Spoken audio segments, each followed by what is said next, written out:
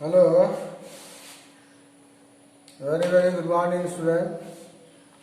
Welcome to the class 11 physics classes. In the previous video, we have talked about the kinematic equation or equation of motion. So that was already proved, derived with the help of graphical method and some calculus method also. So let us see something more about the kinematic equation. Now, it is the kinematics equation. Yeah, equation of motion. इसको हम लोग equation of motion भी कहते हैं. चलो एक situation लेते हैं. ये लीनियर मोशन है या रेक्टिलिनियर मोशन है. Kinematics is a branch of mathematics in which we study the motion of object without considering the causal motion. This is called kinematics. So let us see, an object is moving in a straight line. Straight line either along x-axis or along y-axis or along z-axis. So this is the origin. Let the particle be here at P initially. Then its distance from the origin is x0. चूँकि x-axis के along है, along में क्या है? x-axis है, इसलिए x0 लेंगे. मान लो ये इनिशियली यहाँ है, origin से x है. अब कुछ समय के बाद ये ऑब्जेक्ट यहाँ आ गया. कहाँ आ गया? P डैश पर आ गया. origin से इसका डिस्टेंस कितना होगा? x हो जाएगा. Because all the distance are measured from the x. ये जो है यहाँ पर एक्सेलरेशन ये और P से P डैश जाने में कितना टाइम लगा? T टाइम लगा. माने यहाँ T बराबर 0 और यहाँ T बराबर कितना? T. ठीक. और अंदर कांस्टेंट एक्सेलरेशन जा रहा है. Kinematic equation for uniformly accelerated motion. तो इस सिचुएशन के आधार पर हम लोग ग्राफ भी ड्रॉ कर सकते हैं, ग्राफिकल मेथड से कर सकते हैं, फिर हम इंटीग्रेशन मेथड से कर रहे हैं. तो हम लोगों को मालूम है वी नो दैट. और इससे जो रिलेशन मिलेगा उस रिलेशन को दिमाग में रखेंगे क्योंकि अगला चैप्टर में डायरेक्ट उसको यूज करना है. हम लोग को मालूम है कि ए बराबर कितना होता है? D by D. पक्का. इसमें थोड़ा सा मैनिपुलेशन करेंगे. मैनिपुलेशन मतलब D by D x into, क्योंकि एक्स एक्सिस का जा रहा है, इंटू डी एक्स बाई क्या हो जाएगा? ये कैंसिल कर देंगे, नहीं आ जाएंगे. कैंसिल नहीं करना है. इसका वैल्यू कितना होता है? D X by D T बराबर भी होता है. मतलब A is equal to D B और डी एक्स और ये वाला वैल्यू क्या हो गया? डी हो गया ना. ऐसा कर देंगे. Like this we can do. Now यहाँ जो है थोड़ा क्रॉस मल्टीप्लाई करते हैं. इसको इधर 1 है यहाँ, तो ये भी d v is equal to a into क्या हो जाएगा? डीएक्स को भगाना है. जब डीएक्स को भगाना है तो इंटीग्रेटिंग क्या हो गया? बोथ साइड करना है. लेकिन अब सवाल है यहाँ लिमिट लगाना पड़ेगा. लिमिट क्या है? v का ये सिचुएशन ही नहीं है. तो यहाँ पर मान लो क्या इनिशियल वेलोसिटी उसका क्या था? v0 था. और यहाँ फाइनल वेलोसिटी क्या आ गया? v हो गया. तो लिमिट ले लेंगे कितना? v से लेकर v0 से लेकर v लेंगे. और x वेरिएबल है यहाँ. इनिशियली क्या था? ये x0 था और फाइनली कहाँ तक जा रहा है? x तक जा रहा है. तो ये इतना डिस्प्लेसमेंट कहा जाएगा. इसको अगर सॉल्व किया जाए, if you solve this one, तो जस्ट यू सी हियर. मालूम है इंटीग्रेशन पढ़ा दिया तुम लोगों को मैथमेटिकल टूल्स में. अगर कहीं मिल जाए x dx मिल जाए तो इसको x स्क्वायर बाई 2 लिखते हैं. कहीं इंटीग्रेशन dx मिल जाए तो क्या लिखते हैं? x लिखते हैं.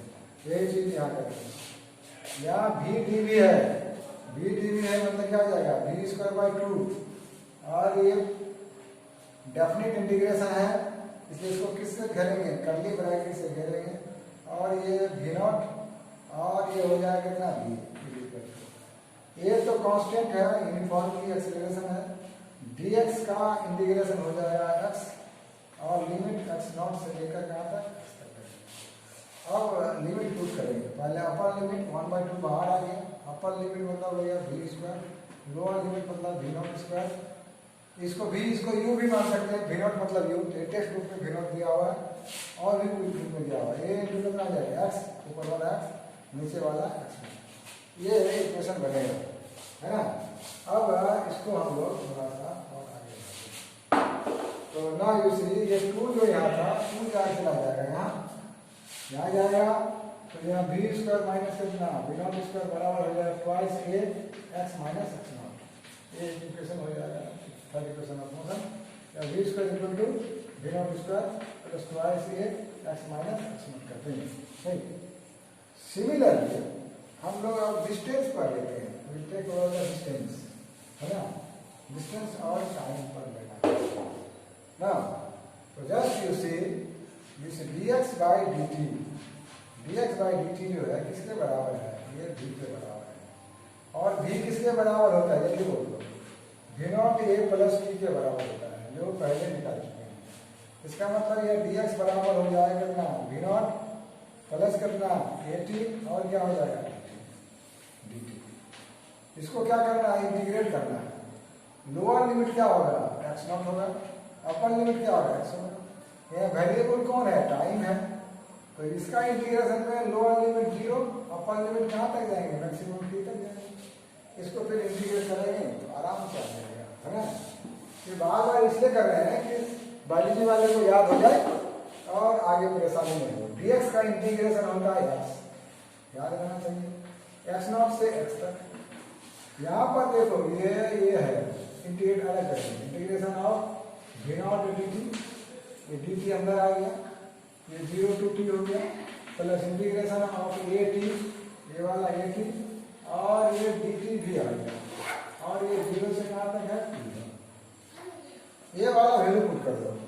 x बैठेगा तो x माइनस कितना हो जाएगा x not, this equal to क्या करेंगे, ये v नॉट कांस्टेंट है, dt का क्या होगा t, और 0 to कितना आ गया t प्लस यहाँ a कांस्टेंट है, ये बाहर आ गया, t का इंटीग्रेशन हो जाएगा कितना t स्क्वायर बाई कितना 2 और 0 to t कर देंगे, right. Now solve it, x minus x not is equal to t यहाँ रखेंगे v not t minus 0 plus ये 2 यहाँ आ गया 1/2 ये, और ये t स्क्वायर माइनस कितना आ गया t square. Now this is equal to x minus x not is equal to v not t plus half a t square. So here x means the object body is moving along x axis. तो ये हो गया second equation of motion by calculus method, right. Calculus method से और graphical method से plus direct method से हम लोग देख चुके हैं। ये कैलकुलस मेथड है, अगर x एक्सिस करने जा रहा है x माइनस x नॉट बराबर v not t plus half a t square. अगर ऐसा हो कि ऑब्जेक्ट जैसे यहाँ से स्टार्ट किया था, यहाँ से स्टार्ट किया था चलना और जा रहा है, ऑब्जेक्ट अगर ओरिजिन से चलना शुरू करेगा तो x नॉट का वैल्यू क्या हो जाएगा 0 हो जाएगा। If the object start from the origin then x not जो इनिशियली लिए है वो पक्का 0 हो जाएगा, तो 0 का हो जाएगा। अगर ऑब्जेक्ट कहाँ जा रहा है, अलग y एक्सिस जा रहा है, एक अलग y एक्सिस वही, तब क्या लिखेंगे y माइनस y नॉट। और इस इक्वेशन को और बढ़ा देते हैं, x बराबर x नॉट प्लस कितना v not t plus half क्या हो जाएगा a t स्क्वायर। अगर ये y एक्सिस के अलोंग ऑब्जेक्ट जा रहा है, यही इक्वेशन y बराबर क्या होगा, this is the y not distance of the position of the particle initially from the origin y not. अगर वो यहाँ से स्टार्ट नहीं होगा तो ओरिजिन से स्टार्ट करेगा तो y नॉट का वैल्यू 0 हो जाएगा। This is the v not initial velocity plus time plus दूसरा ये हाफ क्या हो जाएगा a t स्क्वायर। अब ये दोनों इक्वेशन को अपने दिमाग में डाल के रखना है, ऐसे तो हम समझ गए डेरिवेशन करते समय, लेकिन इस इक्वेशन को हम लोग यूज करेंगे अगले चैप्टर में when we discuss the projectile motion, right, motion in a plane. उसमें क्या होगा, प्लेन में तो क्या होगा x एक्सिस और क्या हो गया y एक्सिस, हाँ, then only plane will be there. If z axis is there, then this is not plane, this is called space. लेकिन अभी तो हम लोग रेक्टेलिनियर मोशन की बात कर रहे हैं, So these two equations are very useful. Now let us go through the book. Book में चलो पेज नंबर 48 और इसमें एग्जाम्पल 3.4 सॉल्व किया हुआ है। इसको देख करके समझ करके बनाना है, राइट। अगर समझ में नहीं आएगा तो हमको कमेंट में बताना है कि यहाँ ऐसा ऐसा, then I will make one more video to solve this problem. और अगला जो है एग्जाम्पल 3.5 है जो पेज नंबर 49 में है, 49 में है फ्री फॉल। तो let us discuss about the free fall. What is free fall? या discuss the motion of an object under free fall. I will discuss very briefly, right.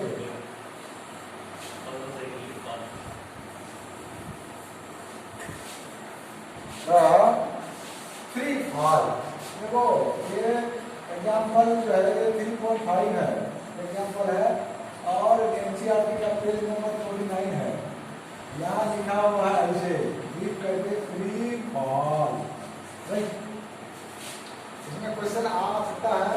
एक question यह है discuss करो, discuss the motion of an object, है ना, which falls under, which object का जो which falls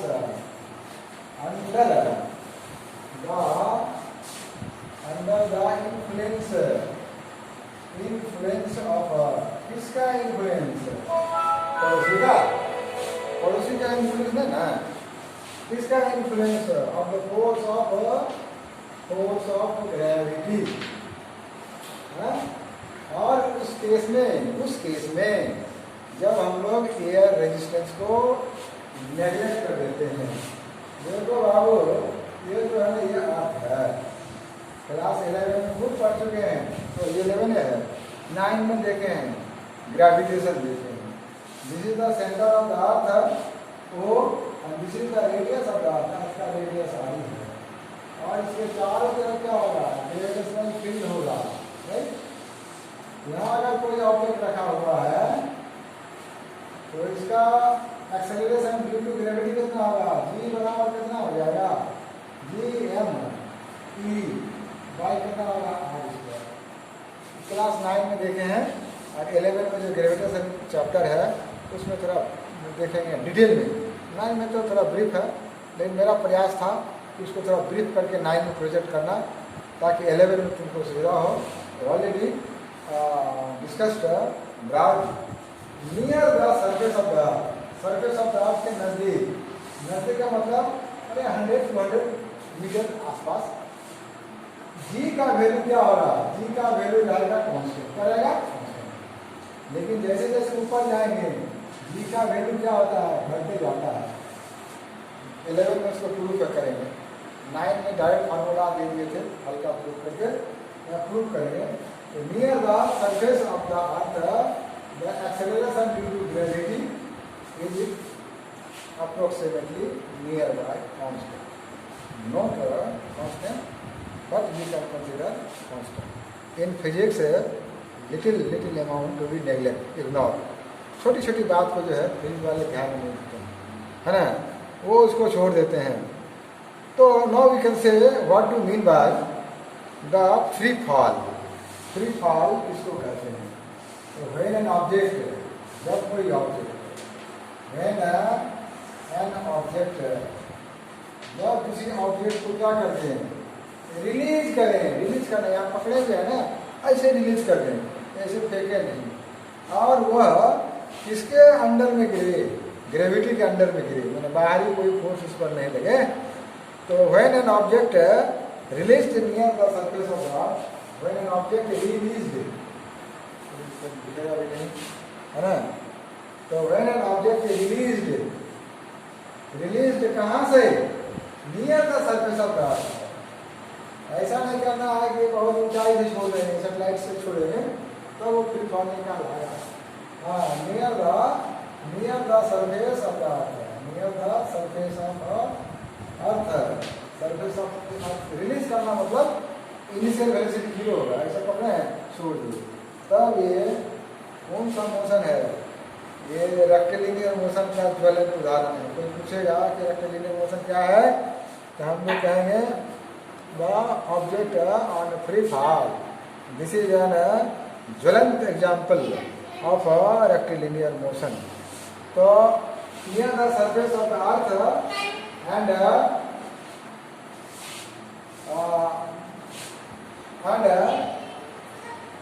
moves towards the earth and downward under the acceleration due to gravity is called free fall.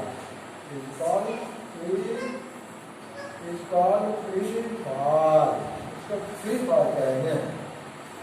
इसका जो कुछ इक्वेशन है, हम लोग इसको ग्राफिकली समझने का कोशिश करेंगे। तो लेट अस सी,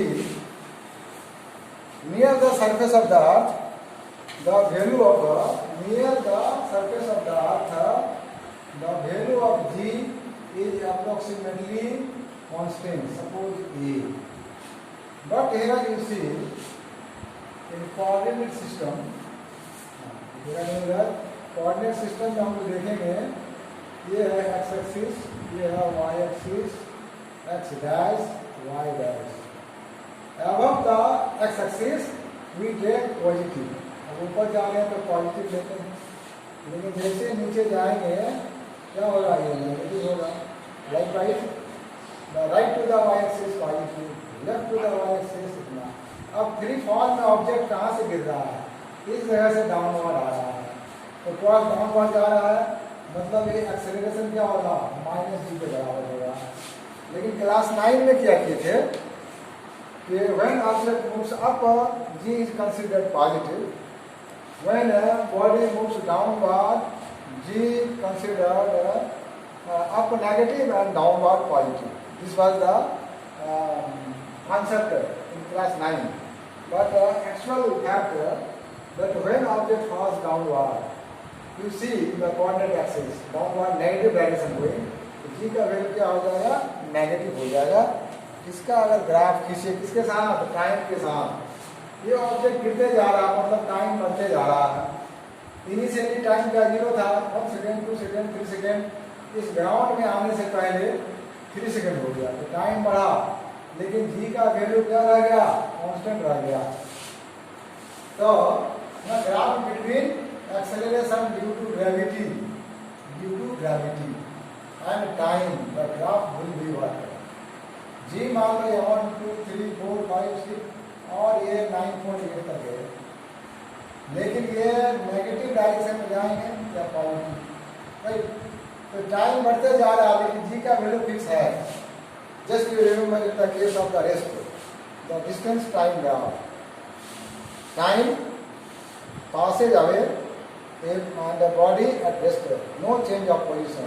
ग्राफ कैसा था, parallel to the time axis होगा, किसके साथ, g और t के साथ, राइट।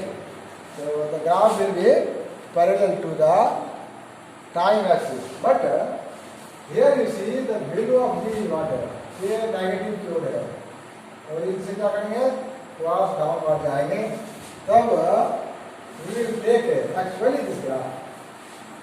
क्योंकि 9 के कॉन्सेप्ट पर करेंगे अगर कि ये डाउनवर्ड आ रहा तो पॉजिटिव होगा, तो ऐसा ग्राफ बनेगा। लेकिन 11 में एग्जाम्पल कोऑर्डिनेट सिस्टम के अनुसार अगर देखेंगे तो g का वैल्यू यहाँ क्या लेंगे, -9.8, then actual graph will be this one along the parallel to the time axis, right। Now just you remove this one, so this will be the actual graph of this acceleration due to gravity and time axis का। Just you remember the first equation of motion। First equation of motion क्या है, first equation of motion you just remember v equal to v naught plus at, but here final velocity v, but in case of free fall, you remember the body should be just released means initial velocity 0। Initial velocity क्या होगा? 0। Value of a acceleration due to gravity क्या है? g। Negative और positive, it will be what? Negative, क्योंकि downward आ रहा है। और टाइम हो गया तो रिलेशन बन गया v बराबर minus g is constant, t varies, we cannot stop t। Then v also varies, initially 0 था, जैसे जैसे गिरेगा 9.8 मीटर पर सेकेंड इसका स्पीड बढ़ेगा। Before striking the ground the velocity of the falling object will be maximum. That already we have discussed in class 9 and same thing is here, but in the broad sense we are talking in class 8. Just draw the graph draw करो। अगर coordinate geometry पढ़ा होगा class 10 में तो equation of straight line mx, इसका graph क्या होगा? Passing through origin in the first quadrant में जाएगा, लेकिन माइनस होगा तो कहाँ जाएगा? ये स्लोप नेगेटिव हो जाएगा और हम लोग मैथमेटिकल टूल्स में पढ़ेंगे। इसका ग्राफ क्या होगा? राइट, तो ये ले लीजिए, ये तो जी का है, ये भी और किसका है ना? ये अगर पॉजिटिव होता तो ग्राफ इधर जाता है, लेकिन ये क्या है? नेगेटिव है, स्लोप है, तो ग्राफ भी लाइक ये टाइम और इसका ग्राफ ऐसा हो जाएगा, इस डायरेक्शन में जाएगा। Now distance travel during the free fall जब होगा तो डिस्टेंस ट्रैवल करेगा। Equation of motion you remember, x equal to what is there? x not plus v not t plus what is there? Half a t square. देखो body को free fall कर रहे हैं, यहाँ से ही ओरिजिन ले लीजिए, x का वैल्यू 0 कर देंगे।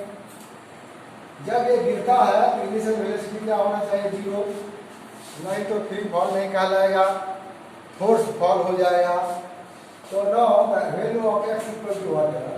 v नॉट 0 है, ये भी 0, ये भी 0, ऐसा करना। तो आप ये क्या हो गया? gt square. This is the equation, यानी x directly proportional to the t square. इसका ग्राफ कैसा होगा? नेगेटिव है, तो ये नेगेटिव इसमें आ जाओ, come to the negative axis, क्योंकि ये this value is not negative, downward हो रहा है। तो we can take here this is the v axis, time axis, time axis, ये नेगेटिव एक्सिस आ रहा है। इसका मतलब सी x इक्वल टू ये x और t का graph, distance time graph, x equal to minus g by 2t square है। तो t स्क्वायर का मतलब क्या होगा? ग्राफ स्ट्रेट लाइन नहीं होगा। यहाँ t था तो ग्राफ हुआ स्ट्रेट लाइन, लेकिन जैसे t स्क्वायर होगा, क्लास 10 में पढ़ा होगा कोऑर्डिनेट ज्योमेट्री, क्वाड्रेटिक इक्वेशन। तो क्वाड्रेटिक इक्वेशन में जैसे डिग्री 2 का इक्वेशन होगा, उसका ग्राफ पैराबोलिक आएगा। यह इसी degree 2 this parabolic will be there, time axis or like this parabolic graph will be there, and these are the situations in free fall.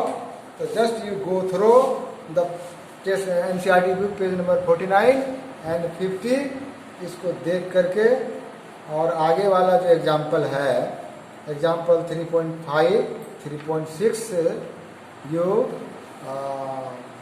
write down your copies, and tomorrow we'll see the in the next video the relative velocity and 1-2 numericals, and then this chapter will be completed.